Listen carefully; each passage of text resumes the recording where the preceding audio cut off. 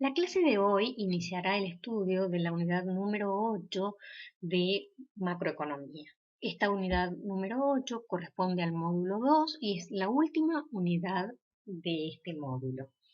En esta unidad lo que vamos a hacer es conocer cómo funciona específicamente el mercado del trabajo en cuanto el trabajo incide en la función de producción nacional y cómo este trabajo puede ser clasificado y clasifica a las personas en personas empleadas o que están incorporadas al mercado laboral y desempleadas. También vamos a hablar de estas relaciones que se verifican entre la producción, el empleo y la oferta global, que será la función que se derivará en la segunda parte de este encuentro. Y finalmente haremos hincapié en el equilibrio global, es decir, veremos cómo la economía, haciendo que demanda global y oferta global se igualen, encuentran el equilibrio nacional en cuanto al nivel general de precios y al nivel de empleo de equilibrio, a la actividad económica de equilibrio y por supuesto sus modificaciones. La unidad es bastante extensa, por lo que su desarrollo se va a realizar en 3 videos diferentes. Hoy vamos a analizar la primera parte y en esta primera parte vamos a hacer un breve repaso de lo visto, porque para lograr el equilibrio global necesitaremos la información que nos suministra la demanda global. La demanda global, que fue derivada en la unidad número 7, nos decía que estaba constituida por pares de nivel de actividad económica demandadas por las familias y diferentes niveles generales de precios, dados el déficit público, el saldo de la balanza comercial y la cantidad nominal de dinero. Recordemos que para arribar a cada punto de la demanda global, buscamos puntos de intersección o de equilibrio simultáneo entre IS y LM. Y para lograr la IS, hicimos un largo recorrido abordando la temática desde una economía cerrada y sin gobierno, pasando por una economía cerrada y con gobierno, y luego una economía abierta. En esta demanda, y con esto entonces encontramos el equilibrio de oferta agregada y demanda agregada. La oferta agregada, que es el costo que representa a los productores, a las empresas, y es el ingreso de las familias, nos muestra cómo las familias destinan ese ingreso. Lo destinan a consumir, a importar, a pagar impuestos y a ahorrar. Y por el lado de la demanda agregada, dijimos que es el producto, que son todos los bienes que generan las empresas y de acuerdo a quién compra esos bienes se determinan sus componentes. Así en la demanda agregada tenemos el consumo que hacen las familias, los bienes de consumo que adquieren las familias, las exportaciones, que son los bienes que se producen internamente y consume el resto del mundo, el gasto público, que es el consumo que hace el gobierno para generar los bienes públicos, y la inversión, que son todas aquellas máquinas o herramientas que compran algunas empresas a otras empresas. Entonces, en la igualdad de oferta agregada y demanda agregada, encontramos los puntos de la IS que nos mostraban pares de nivel de actividad económica y tasa de interés que garantizan ese equilibrio. Y por el lado de la LM, esto hace referencia al mercado de dinero y lo que encontramos fue el equilibrio en el mercado monetario. Así hablamos que la demanda de dinero, de acuerdo a lo que determina Keynes, dependía de 3 motivos en realidad, 2 de los cuales se agrupaban y llamábamos motivo transacción, que era transacción y precaución y dependía del nivel de actividad económica o y la demanda motivo especulación, que dependía de la tasa de interés. Y por el lado de la oferta global, la oferta de dinero, perdón, la oferta nominal la determinaba el Banco Central, pero esta oferta también tenía una serie de variables que la definían. Y así teníamos las reservas internacionales, el coeficiente técnico o coeficiente de encaje, los adelantos del tesoro, los redescuentos estacionales, la tasa de redescuento por iliquidez, exportaciones, importaciones, entradas netas de capital, tipo de cambio y las operaciones de mercado abierto, que eran la compra y venta de títulos y valores. Así, haciendo este largo recorrido, derivamos entonces la demanda global, que nos mostraba cuál era el nivel de producto que las familias estaban dispuestas a consumir a cada nivel general de precios. Así, cuando el precio, este nivel es igual a P sub 2, se demandan Y sub 2 unidades, y ese punto que se ha marcado es un punto para el cual IS y LM son iguales.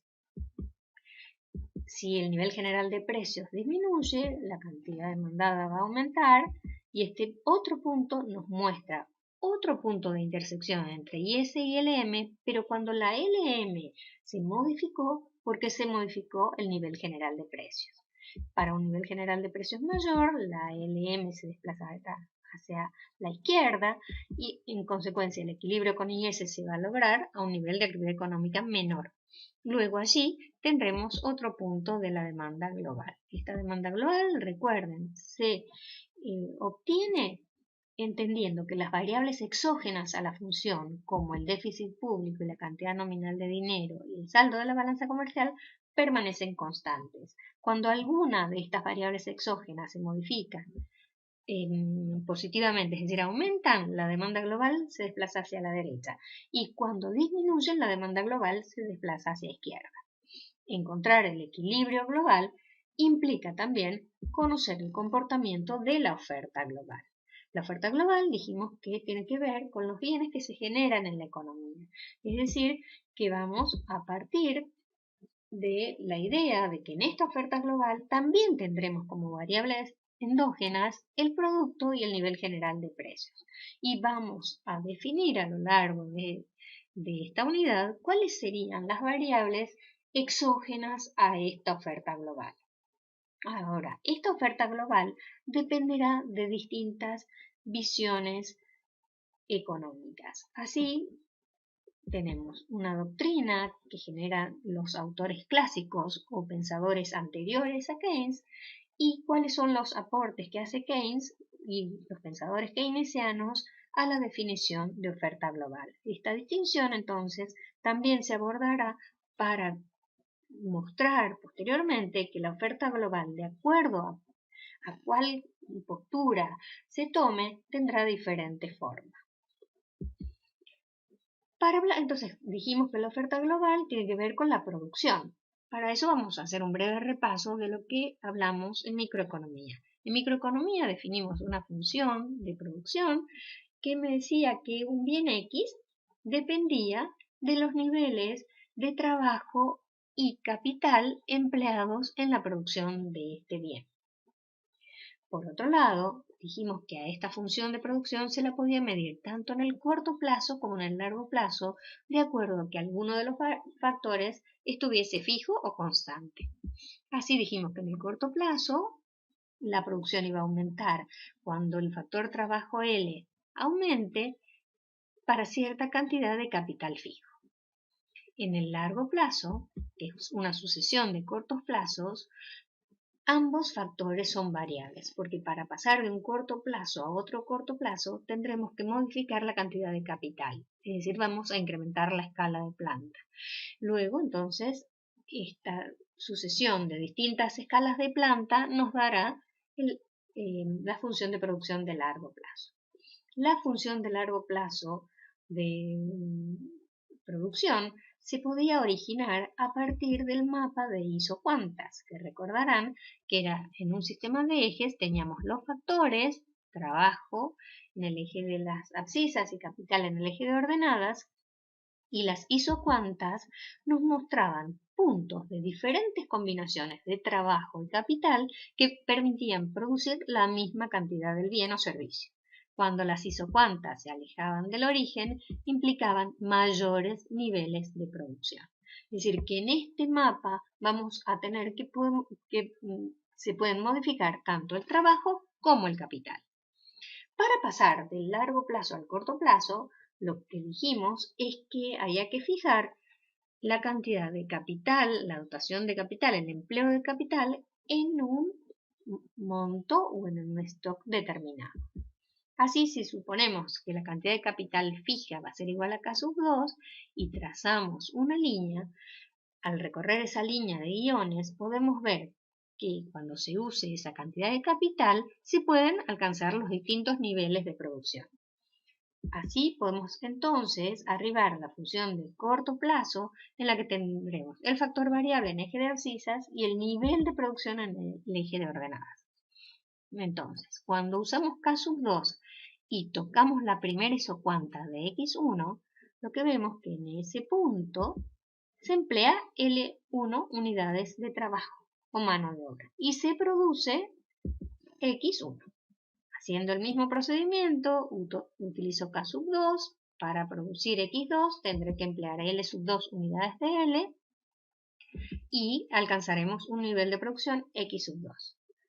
Para producir X sub 3 emplearé L sub 3 unidades de trabajo para este empleo de K sub 2 unidades de capital y alcanzaremos entonces este nivel de producción. Al producir X4 emplearemos L4 y alcanzamos entonces ese nivel de producción utilizando plenamente el factor capital. Si quisiéramos emplear mayor cantidad de trabajo y seguir moviéndonos sobre la línea horizontal de K sub 2 hacia la derecha, vemos que a partir de allí las isocuantas que alcanzara esa línea horizontal significan menor nivel de producción que X4, es decir, que en X4 la función de producción va a alcanzar su máximo. Así, nosotros tuvimos esta función de producción microeconómica en la que observamos que el comportamiento de la función tenía diferentes modos. Al principio esta función crecía a ritmo creciente, luego a partir de esa liñita vertical pequeña la función sigue creciendo pero lo hace a un ritmo decreciente y a partir de X4 la función de producción empieza a disminuir. Dijimos además que esta función de producción nos daba indicadores en cuanto al rendimiento del factor variable, al que llamamos producto marginal del trabajo, y en cuanto a su eficiencia, que es el producto medio del trabajo. También sobre esta función de producción definimos que todos los procesos productivos observados mostraban que a partir de cierto punto la producción crecía, pero lo hacía a un ritmo cada vez menor. Es decir, que se verificaba la ley de los rendimientos decrecientes que se da a partir del punto de inflexión de la función de producción hasta su máximo. Esto entonces, visto desde la microeconomía. Pero también vimos en microeconomía que para que un empresario estuviese en equilibrio, en ese mapa de curvas de isocuanta debíamos incorporar la recta de isocoste. Esa recta de isocoste, que tiene como abscisa al origen y ordenada al origen el costo total o el desembolso total que el productor hace en la compra o en la contratación de los factores productivos, dividido por los precios de los factores. Y que el equilibrio se daba en el punto de tangencia y en ese punto de equilibrio se definían exactamente las cantidades de trabajo y de capital que nos permitían producir, en este caso, X2 unidades del bien. En ese punto de equilibrio, entonces, la condición que se verificaba era que las productividades marginales ponderadas por sus precios eran iguales. También en microeconomía, en la última unidad, vimos que también podíamos encontrar un equilibrio cuando se producían dos bienes o más de dos bienes, y este equilibrio se obtenía a partir de la caja de Edgeworth para la producción.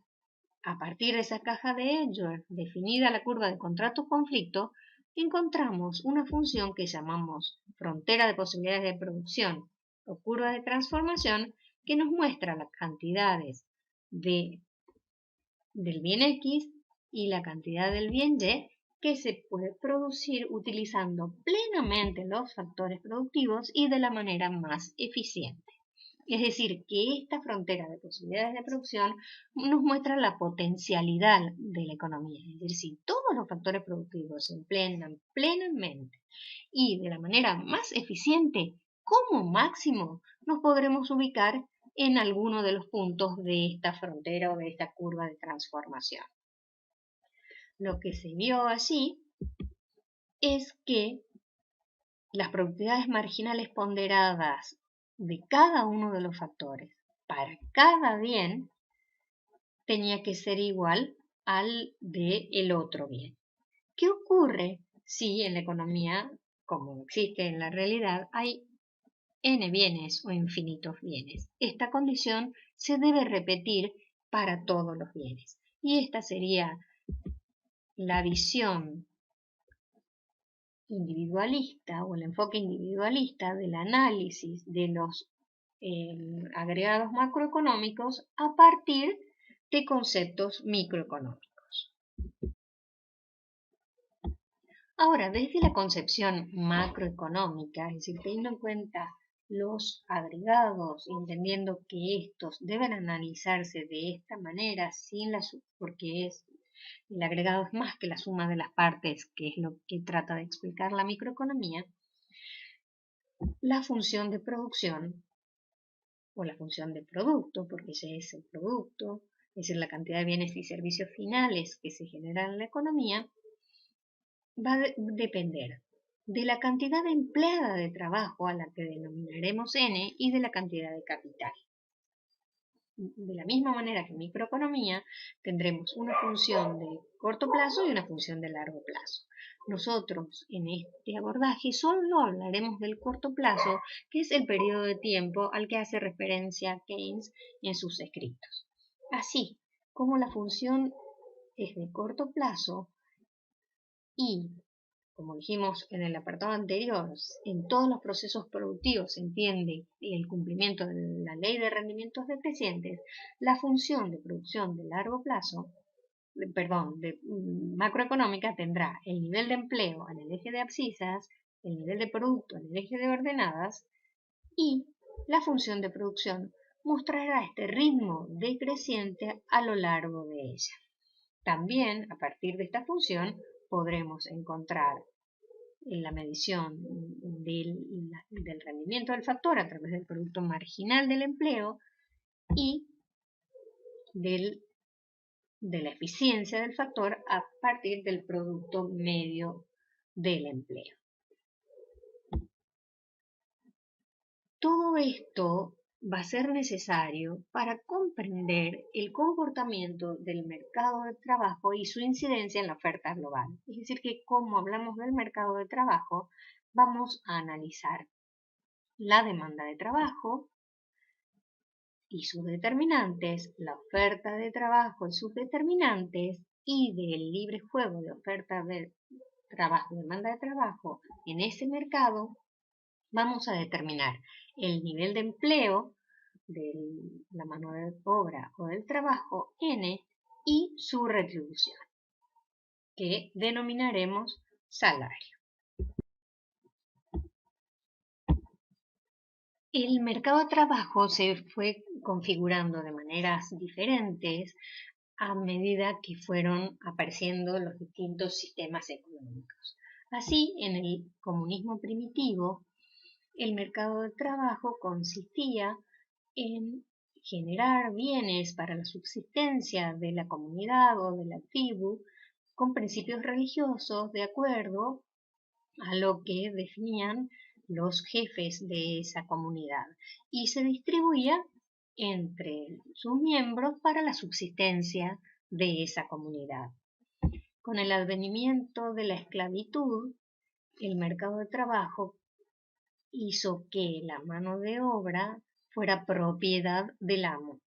Es decir, que el trabajo tenía un dueño y ese trabajo tenía que ver con cuestiones de fuerza física fundamentalmente, o en algunos casos, como en la Grecia antigua, los extranjeros que ingresaban a Grecia pasaban a ser esclavos y también eran valorados por sus aptitudes intelectuales.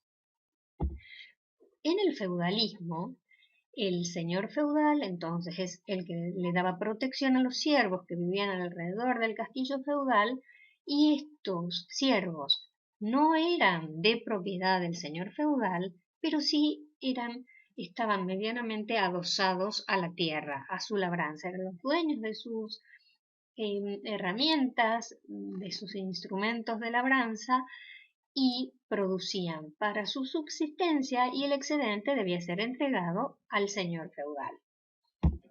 Con la formación de las ciudades, o el inicio de la formación de las ciudades, donde se unían varios feudos y existía un rey, también aparecieron artesanos que producían bienes de alta calidad a demanda. Es decir, se les encargaba estos productos, eran encargados por los señores feudales o por la monarquía. Ellos eran dueños de sus herramientas, y también empiezan a aparecer en ese momento los primeros comerciantes que van ofreciendo estos bienes producidos por los artesanos.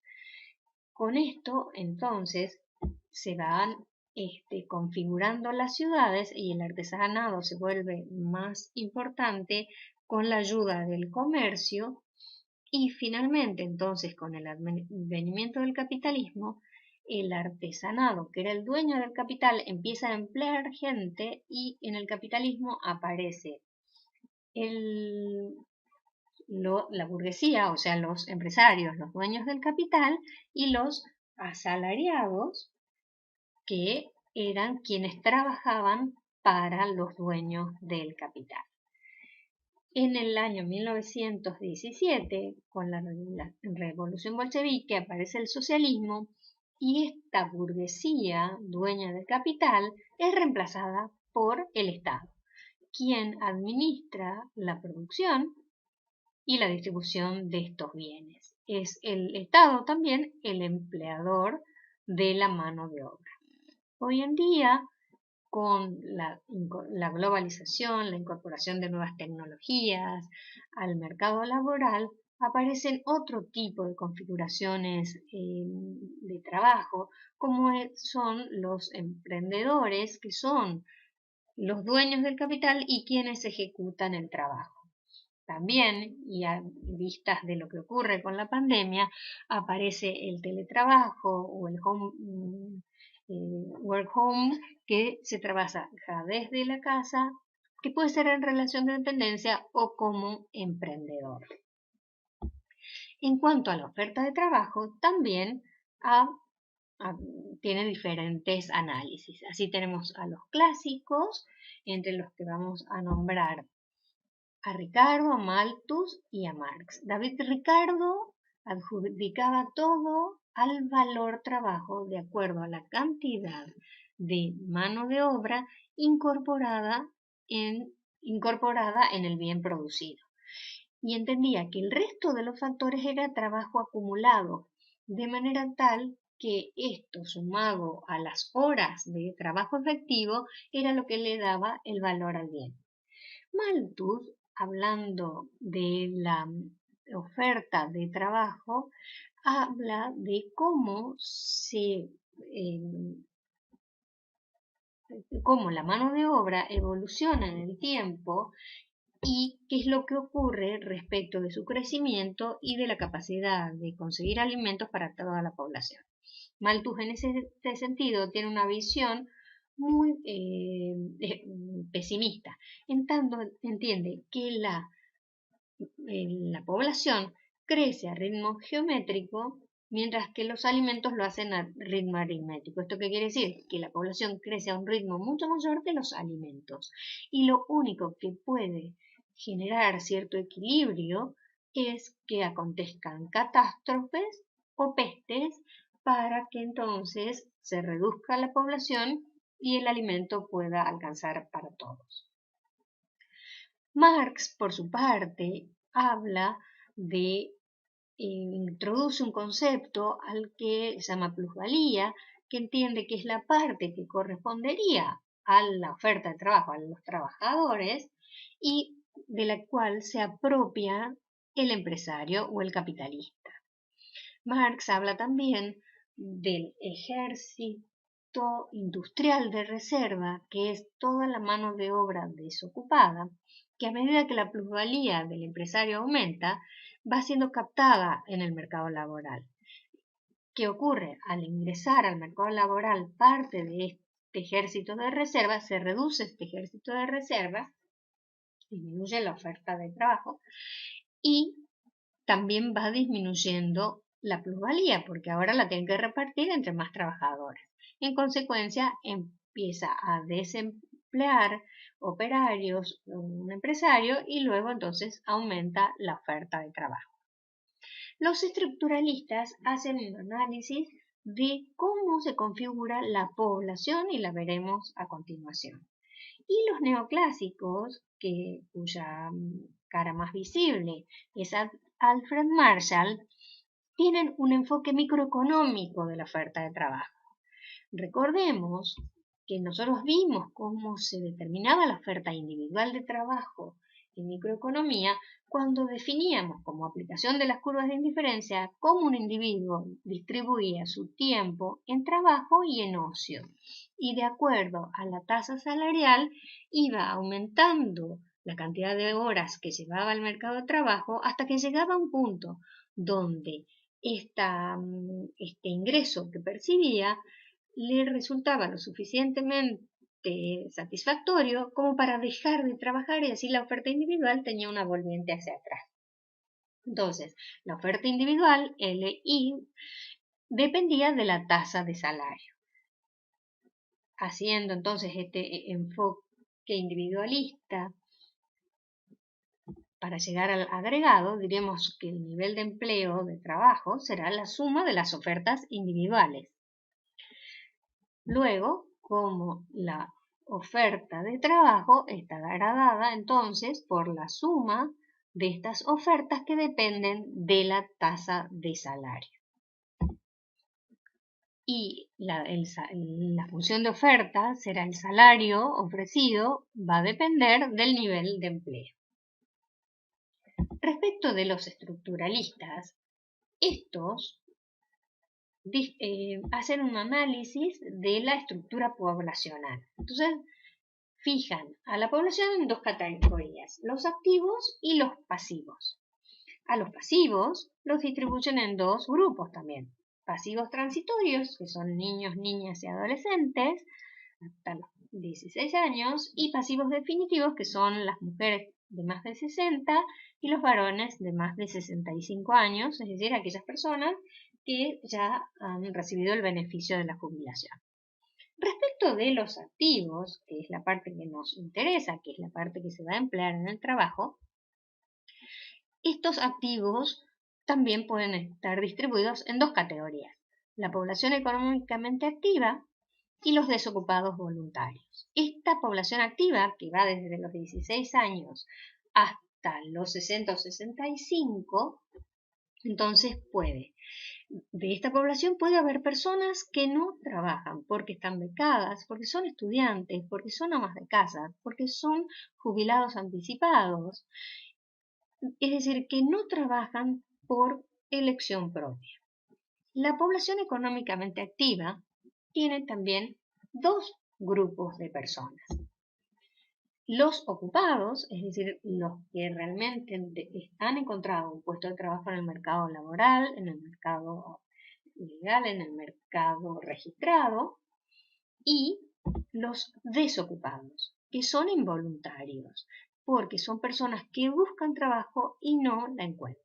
Dentro de estas categorías también hay otras intermedias, como por ejemplo ocupados, subocupados, ocupados demandantes de trabajo, porque a pesar de que cumplen con las 8 horas diarias, buscan otro trabajo porque ese ingreso no les resulta suficiente, o subocupados son aquellos que trabajan menos de las horas de las personas ocupadas. Con esta información que se consigue en censos poblacionales o en la encuesta permanente de hogares, se estiman o se determinan indicadores como la tasa de actividad. La tasa de actividad es la población económicamente activa dividida la población. Y también, por ejemplo, la tasa de desocupación o de ocupación, que de acuerdo a a distintos lugares tienen distinta manera de medirse. Así, por ejemplo, en Argentina, los ocupados la tasa de ocupación es la cantidad total de ocupados sobre la población económicamente activa. En Europa es esa cantidad de ocupados sobre el total de la población.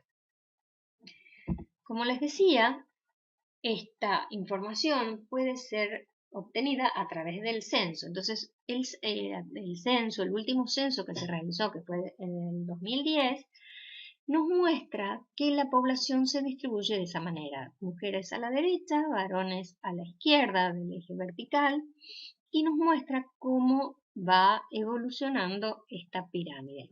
Por la forma que tiene, esta pirámide empezó a tener muestras de ser una población envejecida porque su base se va haciendo más pequeña que las de las edades superiores.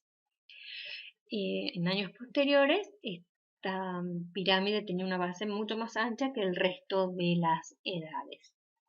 Y acá una nota: se ha suspendido el censo del 2020 porque cada 10 años marca la ley que deben realizarse debido a la pandemia. Otros datos que surgen pero acá de diferentes censos, acá nos muestra cómo fue evolucionando cada grupo de población de acuerdo a los censos. Si ustedes miran la barra azul, verán que desde el censo 80 al censo 2010, la población económicamente activa ha crecido casi en 3 puntos. Es decir, que aumentó la cantidad de gente que está en este rango de 16 a 60 a 65 años. En este otro gráfico tenemos el trabajo registrado fuera del monotributo social y de acuerdo al sector que lo emplea. El sector público muestra cierta estabilidad y el sector privado muestra un comportamiento diferente. En cuanto al comportamiento del trabajo registrado entre el 2015 y 2019, se observa un proceso irregular que alcanza su pico en febrero de 2018, y a partir de allí una muy fuerte caída, porque a finales del periodo gubernamental de Macri se perdieron 200.000 puestos de trabajos industriales registrados. Este también es el índice de desocupación medido a partir de la EPH o la encuesta permanente de hogares, que es una encuesta que se hace 2 veces por año. Y luego esto ustedes pueden obtenerlos de los informes de INDEC que muestran estas otras categorías de las que yo les hablaba. Tenemos los ocupados, no demandantes ni disponibles, es decir, que cumplen con las horas máximas de trabajo. Luego los desocupados abiertos, que no tienen ningún empleo. Y luego están los subocupados demandantes. Y también los subocupados, pero que con esa ocupación están satisfechos y no buscan otro trabajo. Todo este tipo de información ustedes pueden encontrar en todos los registros que se hacen desde INDEC o desde el Sistema Integrado de Información Laboral, que también brinda todo este tipo de información.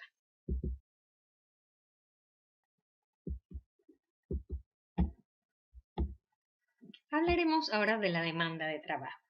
En la demanda de trabajo vamos a presentar el valor que esta demanda de trabajo es igual al valor del producto marginal del empleo, y este está dado por el nivel general del precio por la productividad marginal del empleo, o sea, su rendimiento, y este será el salario demandado. Esta condición que nosotros vimos para el trabajo en microeconomía se daba en condiciones competitivas cuando el producto del ingreso marginal era igual al valor del producto marginal. En consecuencia, entonces, como estamos trabajando en mercados de estas características, para nosotros el valor del producto marginal del empleo va a ser la demanda de trabajo. Luego, en un gráfico, si tenemos el empleo y el salario, esta función tendrá pendiente negativa en tanto el producto marginal del empleo está dentro de la ley de los rendimientos marginales decrecientes, de manera tal que va decayendo a medida que se empleen más personas. ¿Bajo qué condiciones se construye esta función? Se construye bajo el supuesto que el capital permanece constante. Pero si pasamos de un corto plazo a otro y el capital se modifica, esta función también se modificará. Así, entonces, si la dotación de capital empleada aumenta, esta función se desplazará hacia la derecha. Y si hay una destrucción de capital en la economía, la función de demanda de trabajo va a disminuir.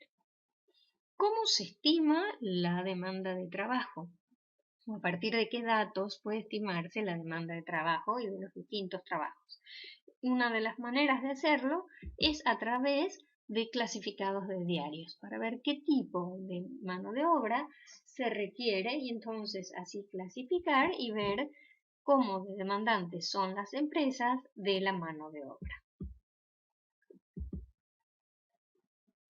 Una de las cuestiones que se pudo ver es que cuando una empresa busca incorporar gente joven a su firma, tienen ciertos requerimientos. ¿Y cuáles son los que más tienen en cuenta? Y de acuerdo a este gráfico, lo que se les pide es experiencia laboral como la condición más importante y también más paradójica, porque ¿cómo se le puede pedir experiencia a gente que o recién ha salido del colegio secundario o es muy joven? Pero bueno, de acuerdo a lo que informaron las empresas, para ellos este dato es muy importante y luego sigue el nivel de formación de cada persona. En cuanto al salario, el salario también ha tenido diferentes perspectivas de análisis. Pero además podemos hablar de diferentes tipos de salarios. El primero es el tipo de salario o el salario por hora, aquel que nosotros analizamos cuando derivamos la oferta individual del trabajo. Si a ese salario por hora se lo multiplica por la cantidad de horas que trabaja un individuo, este estará recibiendo el salario que es el que está en la segunda llamada. Y si multiplicamos la cantidad de salarios por la cantidad de personas que trabajan, tendremos definida la masa salarial, o sea, el total del producto que se destina a pagar a la mano de obra. Por otro lado, también podemos hablar del salario nominal, que es la cantidad de dinero que reciben los trabajadores, sin saber para qué cantidad de bienes alcanza ese salario. Para tener una magnitud del poder adquisitivo, de la capacidad real de adquisición de bienes de ese salario, se lo deberá convertir en términos reales. Y como todas las variables que vimos anteriormente, esto se hace dividiendo el salario en el nivel general de precios.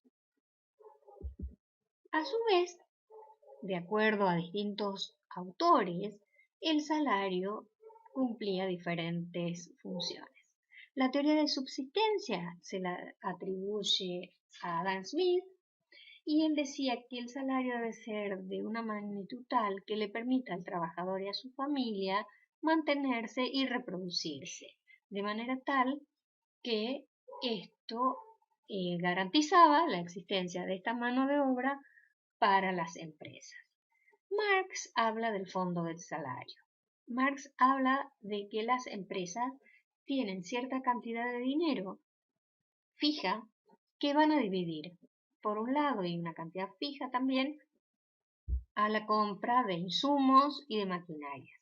Y por otro lado, una cantidad que es fija, que va a estar destinada al pago de salarios.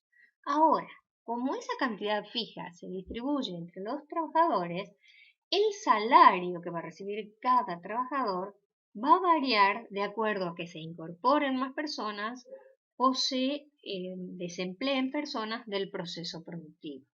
Entonces, cuanto más personas se incorporen al trabajo, menor será el salario percibido. Los marginalistas entienden que el trabajo también está influenciado por el factor capital y por los otros factores que intervienen en su utilización.